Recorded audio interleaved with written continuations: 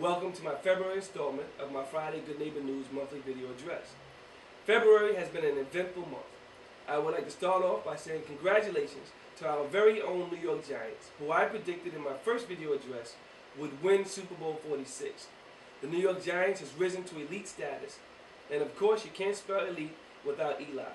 So once again, congratulations to Super Bowl MVP Eli Manning and the New York Giants. The New York Giants weren't the only elite to be awarded this month. This month I awarded, along with Councilmember Leroy Common, the 103rd Precincts for their excellent work capturing the assailants responsible for the firebombing at the beginning of this year. Special acknowledgments go out to Deputy Inspector Charles McAvoy, Detective Charles Lepresti, Detective Richard Johnson, Detective Richard Lowe, and Lieutenant Salvatore Salerno for their leadership throughout the investigation. Many times the work of our precincts go unnoticed. We have a couple of the best precincts in the city, with the 103rd Precinct, and it's imperative to acknowledge this staunchly. Also in February was a tip-off of the Junior Knicks tournament. PS48, come in. Good morning, Cootie. Good morning, Councilman. Good morning, Ms. Garg. Oh, you want to be in the camera? Actually, everybody, come on, you get in the camera. This is Ms. Garg. She's our coordinator for Special Events Director, and she's actually the person that was responsible for when we were getting ready to talk about the PS48 kickoff to the Junior Knicks tournament.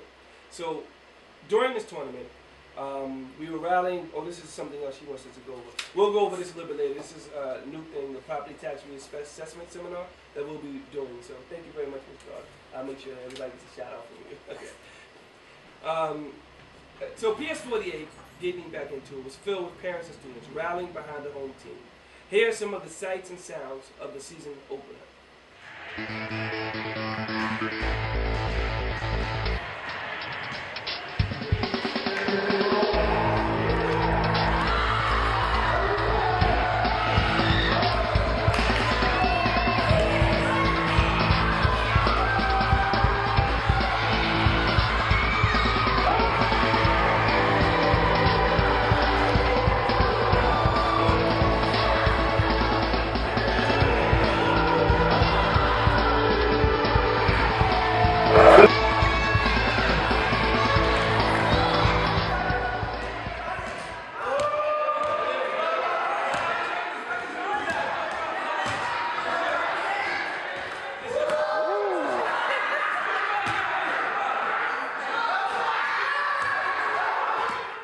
Now, the Junior Knicks program wasn't the only treat I secured for the youth in our district.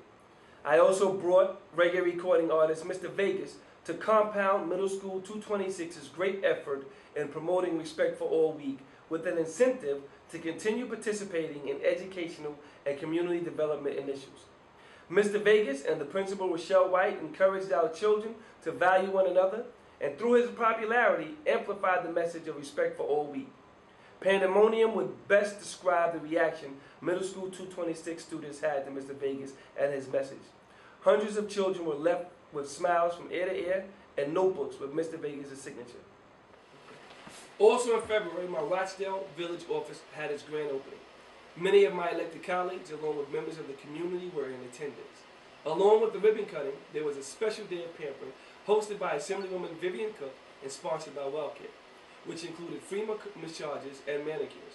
At my new office, I will be providing assistance to constituents in the district on Tuesdays from 12 to 7 p.m., Thursdays from 12 to 7 p.m., and Saturdays from 11 a.m. to 2 p.m.